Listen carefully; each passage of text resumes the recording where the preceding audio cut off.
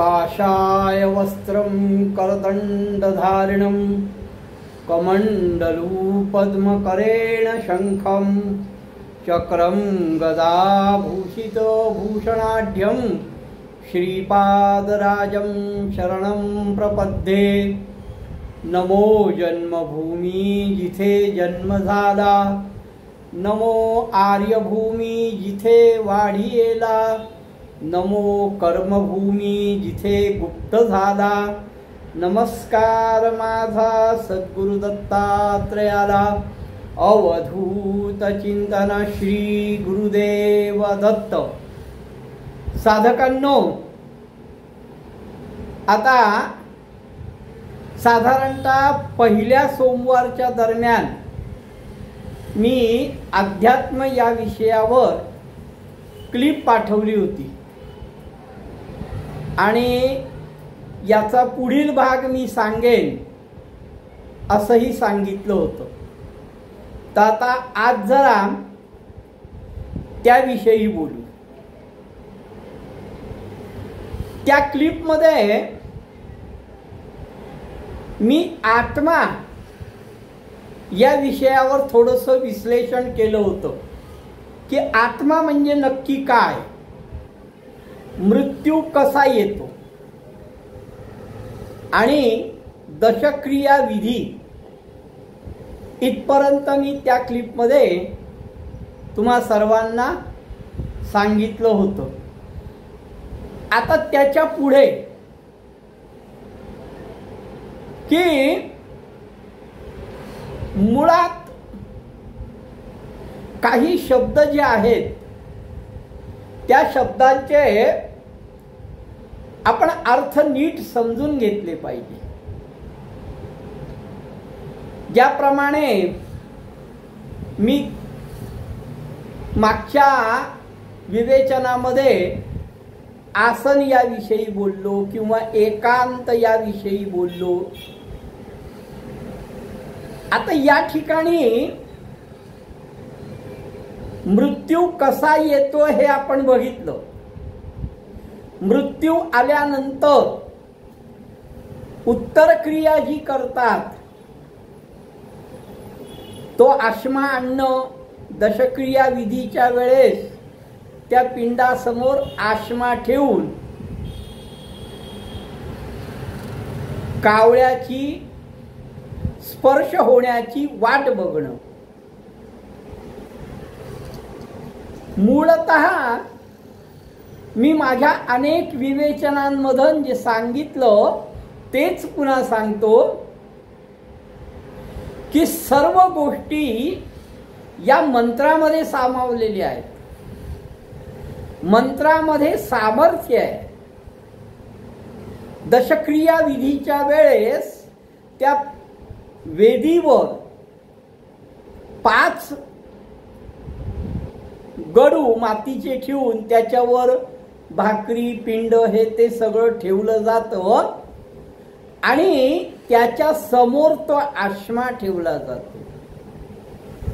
आता त्या आश्म्यामध्ये पहिल्या दिवशी ज्या वेळेस तुम्ही परिक्रमा करून तो आश्म्यावर तो घट फोडतात त्यावेळेस होणारी प्रतिक्षिप्त क्रिया ही सुद्धा मी त्यावेळेस सांगितली होती।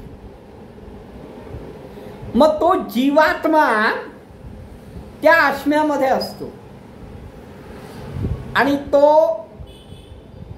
आश्मा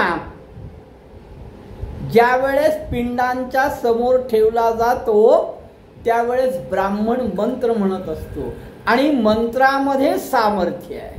मी पुन्हा पुन्हा सांगतोय, व्यक्तीमध्ये सामर्थ्य नाही, व्यक्ती श्रेष्ठ नाही तर मंत्र श्रेष्ठ आहे। आज गोकुळाष्टमी आहे। भगवान गोपाळ कृष्ण सुद्धा स्वतः सांगतात, देवताधीनं जगत सर्वं मंत्राधीनं च दैवतम, ते मंत्र ब्राह्मणाधीना ब्राह्मणो मम दैवतो। काय सुंदर बोलले। ते म्हणतायत की हे संपूर्ण विश्व, हे संपूर्ण जग देवतेंच्या अधीन आहे. आणि या देवता ज्या आहेत या मंत्रांच्या अधीन आहे. ज्या ज्याप्रमाणे तुम्ही मंत्र म्हणाल त्या त्याप्रमाणे देवतांची क्रिया होते. आणि हे मंत्र कोण म्हणतं? तर ब्राह्मण. ते मंत्र ब्राह्मणाधीना. ते मंत्र ब्राह्मणाच्या अधीने. ब्राह्मण म्हणेल तेव्हाच ना. म्हणून ब्राह्मण मम दैवत. आता इथे थोडंसं लोकांना शंका निर्माण होईल. ब्राह्मण म्हणजे काय? ब्राह्मण हा जातीने असावा का? धर्मशास्त्रामध्ये ब्रह्मजानातीचे ब्राह्मणा असं म्हटलेलं आहे. पण ब्राह्मण हा कर्माने असावा. सहज गमतीशीर म्हणून सांगतो तुम्हाला, जेवढ्या महान ऋषींचे ग्रंथ तुम्ही वाचता ते सर्व ऋषी आपल्या कर्मानी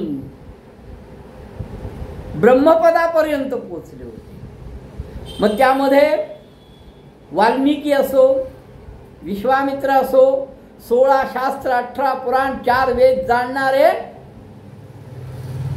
व्यास असो, अनेक ऋषींची नावं घेता येते. मी ब्राह्मण जन्माविषयी किंवा ब्राह्मणांविषयी तुम्हाला विश्लेषण द्यायला नाही आलो. तर ते मंत्र ब्राह्मणादीना आणि ब्राह्मण मम दैवत असं भगवान गोपाळ कृष्ण म्हणतात. तर ब्राह्मण त्या ठिकाणी मंत्र म्हणतो, त्याच्या मंत्रामुळे त्या आश्म्यामध्ये असलेला जीवात्मा उत्तिष्ठ होतो आणि आश्मा सोडून तो या पिंडांच्या भोवती घिरट्या घालतो. आणि हे फक्त त्या कावळ्याला दिसतो. त्याला शाप आहे. आणि मग त्याचं घिरट्या घालणं चालू असताना कावळा त्या पिंडांना स्पर्श करत नाही. ज्या वेळेस त्याच्या मनातली एखादी इच्छा तिथे बोलली जाते त्यावेळेस तो घिरट्या घालणं थांबवून पंचमहाभूतामध्ये विलीन होण्याकरता पुढे जातो. आता ही पुढची गती कशी असते ती बघा. इथे मग त्या पिंडाला कावळा शिवला जातो आणि आपण त्या कावळ्याला नमस्कार करतो. मूळतः ज्या वेळेस त्या पिंडाला तो सूक्ष्म जीवात्मा गिरट्या घालत असतो त्यावेळेस आपला गेलेला तो जीवात्मा तिथे असतो. तो तिथून गेल्यानंतर आपण नमस्कार करतो. असो. आता पुढे गेल्यानंतर नियतीद्वारे,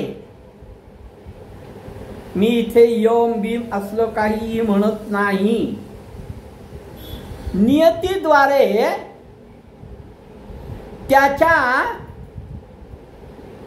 पाप पुण्यांचा हिशोब होतो. आता हा महत्वाचा शब्द आहे, पाप पुण्य. पाप म्हणजे काय आणि पुण्य म्हणजे काय? तुम्ही जप करत असाल, तुम्ही प्रवचन ऐकत असाल, तुम्ही एखादं अनुष्ठान करत असाल तर ते पुण्यमय आहे का? तर निश्चितच पुण्यमन पुण्य असायला पाहिजे, पण असतंच असं नाही.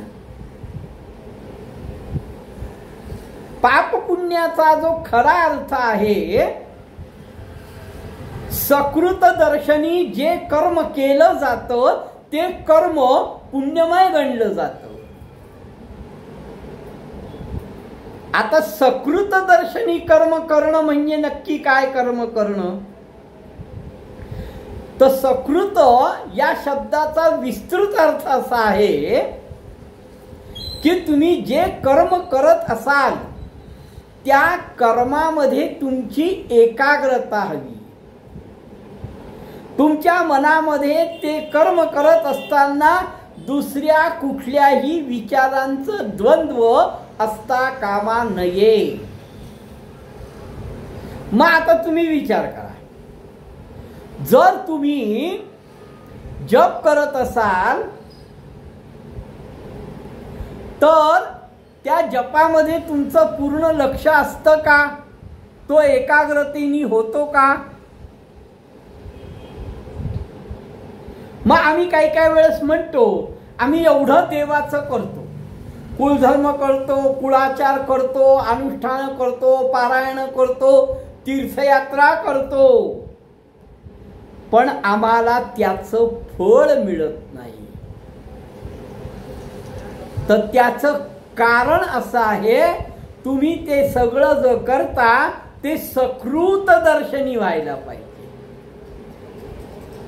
एक तुम्हाला सहज म्हणून सांगतो, प्रभू रामचंद्रांचा त्रयोदशाक्षरी एक मंत्र आहे, श्रीराम जय राम जय जय राम. हा 13 अक्षरांचा मंत्र आहे. असं म्हणतात की या मंत्राचा 13 कोटी जप झाल्यानंतर प्रभू रामचंद्र दर्शन देतात. मला कोणाला दोष द्यायचा नाही, कोणाच्याही चुका काढायच्या नाही. कृपया कोणीही याच्यामध्ये गैरसमज करून घेऊ नका. अशा अनेक आहेत की ज्यांनी 13 कोटी रामनामाचा जप केला पण त्यांना प्रभू रामचंद्राचं दर्शन झालं नाही. किंवा दुसरं एक आहे, जे व्यंकटेश स्तोत्र म्हणतात, त्या व्यंकटेश स्तोत्राच्या शेवटी असा एक उल्लेख आहे, देवीदास विनवी श्रोत्रया चतुरा प्रार्थना शतक पठण करा, जावया मोक्षाची या मंदिरा काही न लागती सायास, एकाग्र चित्त एकांती अनुष्ठान कीजे मध्यरात्री, बैसोनिया स्वस्थ चित्ती प्रत्यक्ष मूर्ती प्रकटे. आता अनेकांनी हे प्रयोग पण केलेले आहेत. मला माहिती आहे, माझ्या माहितीतच असे अनेक लोक आहेत की ज्यांनी हाही प्रयोग केला आहे, ज्यांनी 13 कोटी रामनामाचा जपाचाही प्रयोग केला आहे, पण दोन्हीही याच्यात फलश्रुती मिळाली नाहीये. मग दोन्हीही ठिकाणी जे लिहिलेलं आहे ते चुकीचं आहे का? तर बिलकुल नाही. 13 कोटी रामनामाचा जप केल्याने भगवान प्रभू रामचंद्रांचं दर्शन होतच. किंवा व्यंकटेश स्तोत्रात देवीदासांनी सांगितल्याप्रमाणे मध्यरात्री अनुष्ठान केल्यानंतर साक्षात भगवंताचं दर्शन होतच. मग अनेकांना का नाही झालं? तर त्याचं कारण असं आहे की 13 कोटी रामनामाचा जप आम्ही ज्या वेळेस करतो त्यावेळेस कशा पद्धतीने करतो बघा. आज आमच्या 20 माळा झाल्या, काल 22 माळा झाल्या, म्हणजे काल 2 माळा जास्त झाल्या, पण परवा माझ्या माळा झाल्या नाहीत, तर त्यातल्या 18 माळा शिल्लक आहेत. त्यातल्या 9 माळा मी आत्ता सकाळी करेन आणि 9 माळा उद्या करेन, म्हणजे त्या दिवशीचे जे संख्या पूर्ण होईल आणि आजचे 20 माळ्या मी वेगळ्या करीन. हे काय झालंय? तर हे गणित झालंय. 13 कोटी ही संख्या पूर्ण करण्याचं काम चाललेलं आहे, जप नाही होत आहे. कारण जप करत असताना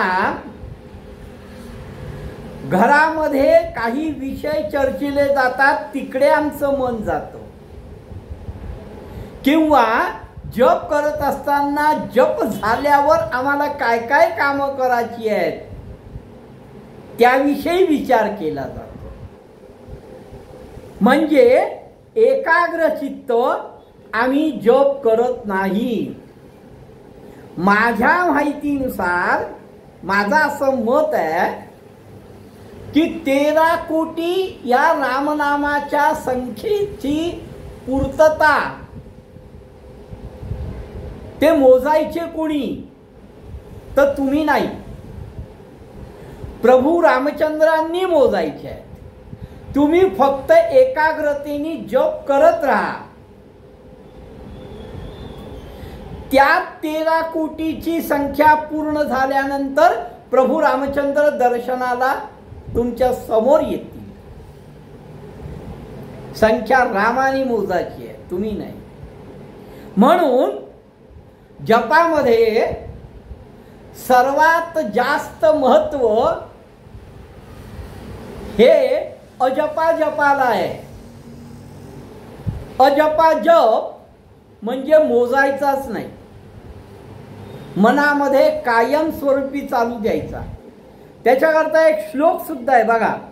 अहो येता जाता उठत बसता कार्य करिता सदा देता घेता वदनी वदता ग्रास गिळिता घरी दारी शय्ये रती सुखाचे अवसरी समस्तांची लज्जा त्यजुनी ईश्वर चिंतन करी. बघा, दत्त चिंतन नाही सांगितलं, शंकर चिंतन नाही सांगितलं, देवी चिंतन नाही सांगितलं, ईश्वर चिंतन कर. मग ईश्वरामध्ये कोणाचंही चिंतन होऊ शकतं. मग अहो येता जाता उठत बसता, येताना जाताना उठताना बसताना घरी दारी कर्म करताना.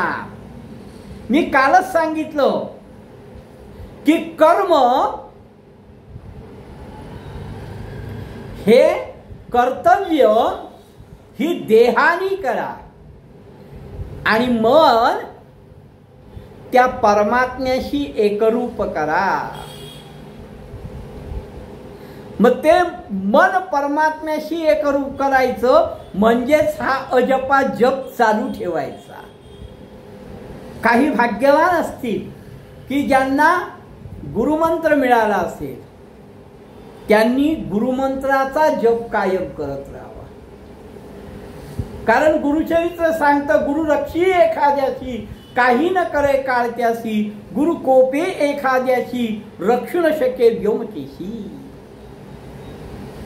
त्यामुळे गुरुचिंतन करा, गुरुजप करा. गुरुजप नसेल, अनुग्रह घेतला नसेल तर तुमची जी अधिष्ठात्री देवता, मग तुम्ही रामाला मानता, कृष्णाला मानता, शिवाला मानता किंवा कोणाला मानता, त्याचा कुठलाही जप मनामध्ये कायम चालू ठेवा. माझ्या मते एकच देवता आपली अधिष्ठात्री असावी. ज्यांनी अनुग्रह घेतला आहे त्यांनी गुरु हाच सर्वस्व मानावा. असं मी नाही, गुरुचरित्रही सांगतंय. तर आपण पाप पुण्याला आलोय, म्हणजे सकृत दर्शनी तुम्ही जे काय कर्म केलं असेल ते कर्म पुण्यमय गणलं जातं. आणि समजा आता काही जण अति महाभाग असतात, हुशार असतात. एका अति हुशार व्यक्तीने मला विचारलं की मी चौर्य कर्म केलं, चोरी केली आणि एकाग्रतेने केली, म्हणजे तुमच्या म्हणण्याप्रमाणे सकृत दर्शनी चोरी केली, तर ते पुण्य होऊ शकेल का? तर मी सांगतो होऊ शकेल. पण अहो एखादं चांगलं कर्म सुद्धा आम्ही सकृत दर्शनी करत नाही.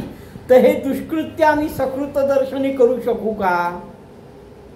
कारण ज्या वेळेस तुम्ही चोरी करण्याचं काम करत असता त्यावेळेस तुमच्या मनामध्ये 100 शंका येतात.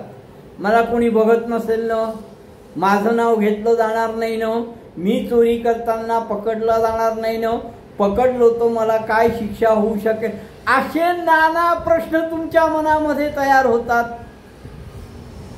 मग ते सकृत दर्शनी होईल का? नाही. किंवा कोणाला ताडण मारलं,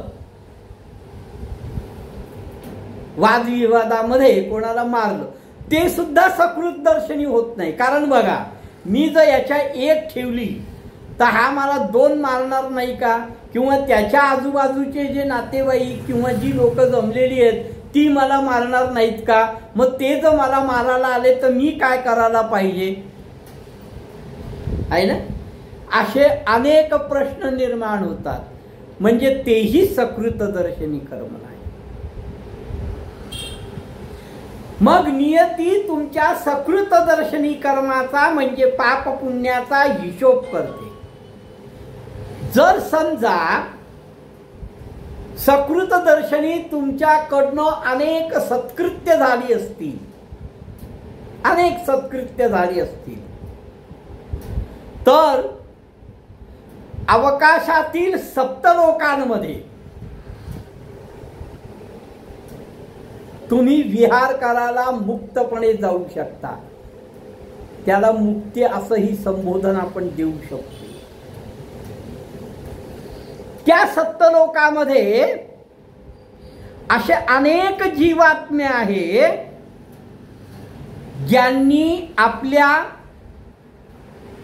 गतजन्मामध्ये अनेक सकृत दर्शनी कर्म केली आहेत, म्हणून त्या कर्माच्या भरोशावर ते सप्तलोकामध्ये विहार करतात. आणि अशा एखाद्या विहार करणाऱ्या जीवात्माला पुन्हा भूतलावावर यायचं असेल, जनकल्याण करायचं असेल, तर तो जीवात्मा देह धारण करून येतो. बघा,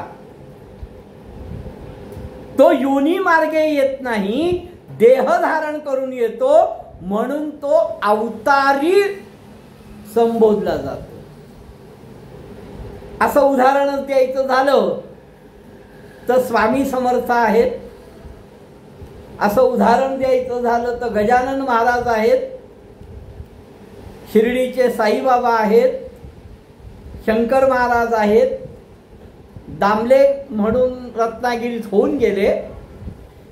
अशी काही ठराविक उदाहरण देता येतील की जे सप्तलोकातील आपल्या गतजन्मातल्या सकृत कर्मानुसार देह धारण करून भूतलावावर आले आणि आपल्या गतजन्मातील पुण्याच्या जोरावर ते सर्वांचा दोष दूर करणं, सर्वांची भक्ती वृद्धिंगत करणं, ही कर्म करायला लागली. आणि असे अवतारी पुरुष साधना करतात.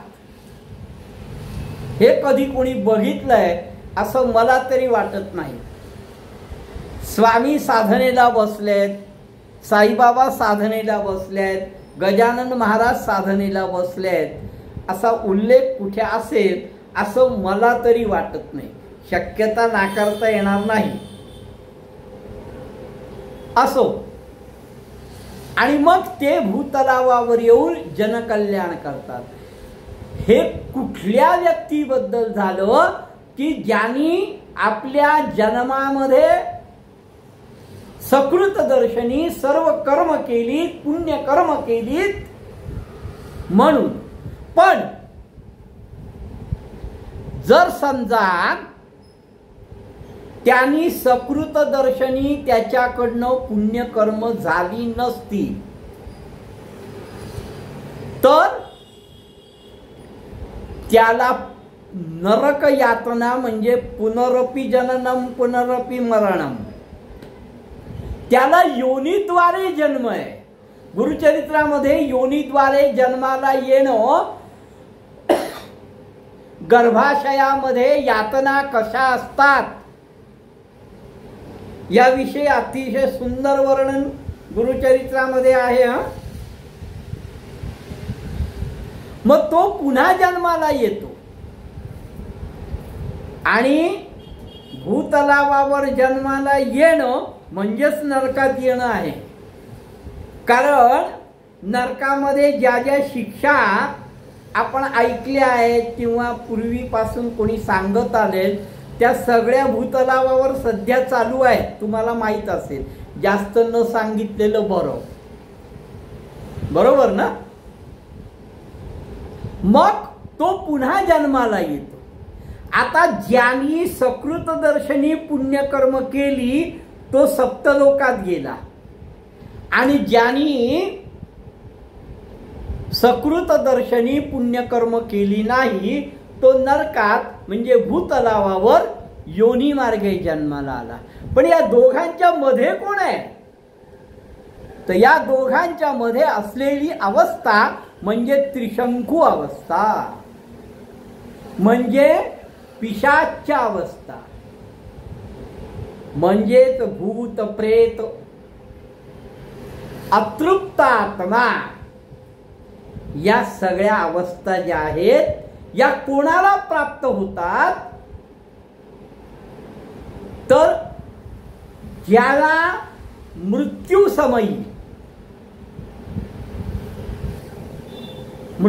समयी त्याच्यामध्ये एखादी इच्छा निर्माण झाली आणि इच्छा निर्माण होणं आणि मृत्यू येणं या दोन्ही गोष्टी ज्यावेळे एकाच वेळे घडतात त्यावेळेस तो अतृप्त आत्मा म्हणजेच पिशाच्य योनीत जातो. आता तसं पाहायला गेलं तर तुम्ही म्हणाल मनुष्याला कायम इच्छा आहे, मग तो बाल्यावस्थेत असो, यौवनावस्थेत असो, वृद्धावस्थेत असो, बरोबर आहे. इच्छेशिवाय मनुष्यच नाही आहे हे मी मान्य करतो. अनेक प्रकारच्या इच्छा असू शकतात, अधिदैविक, अधिभौतिक, आध्यात्मिक. मी ते विरक्ती या विषयी बोलताना सांगितलं होतं की आसक्ती प्रत्येकाला आहे, म्हणजेच प्रत्येकाला इच्छा आहे. मग सगळेच अतृप्त होतात का? तर नाही. का नाही? त्यांच्या इच्छा संपलेल्या असतात का? तर तेही नाही. अक्षरशः गमतीचा भाग म्हणून सांगतो,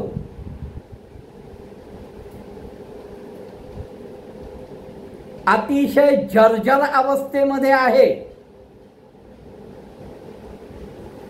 वयोवृद्ध झालाय, सगळं आयुष्य सुखामध्ये जगलाय, मुलं, नातवंड, पतवंड बघितली, सगळं झालं, तरीही जगण्याची अभिलाषा शिल्लक असते. सांगायला सांगतो की आता माझी काहीही इच्छा नाही, देवाने आज डोळे बंद केले तरी चालतील, पण नाही. प्रकृतीत थोडासा बदल जाणवला की हा लगेच डॉक्टरकडे, वैद्याकडे धावायला सुरुवात करतो. म्हणजे सगळ्यांना इच्छा आहेत, मग सगळ्यांच्या अतृप्त आत्मे होतात का? तर नाही. तर का नाही? तर त्याचं कारण असं आहे, इच्छा ही प्रगट ज्या क्षणाला होते त्याच क्षणाला जर मृत्यू आला, म्हणजे सहज उदाहरण द्यायचं झालं तर मिष्टान्न खाण्याची इच्छा आहे, पण समोर मिष्टान्न दिसतंय, मिष्टान्नाला आता त्याची तयार आहे आणि ते खाणार आहे आणि त्याच क्षणाला मृत्यू आला, तर त्या मिष्टान्नात वासना आहे, ती इच्छा आहे. मग असे फार क्वचित असतात. आणि मग त्यांना त्रिशंकू अवस्था होते. अध्यात्मामध्ये अजून भरपूर काही आहे, मी पुढच्या क्लिपमध्ये सांगेन. त्या अध्यात्म विवेचनामध्ये मला एकाने प्रतिक्रिया देताना लिहिलं होतं, साधनेविषयी बोला. तर मी पुढच्या विवेचनामध्ये, अध्यात्म विवेचनामध्ये मी साधनेविषयी नक्की बोलेन. अवधूत चिंतन श्री गुरुदेव दत्त.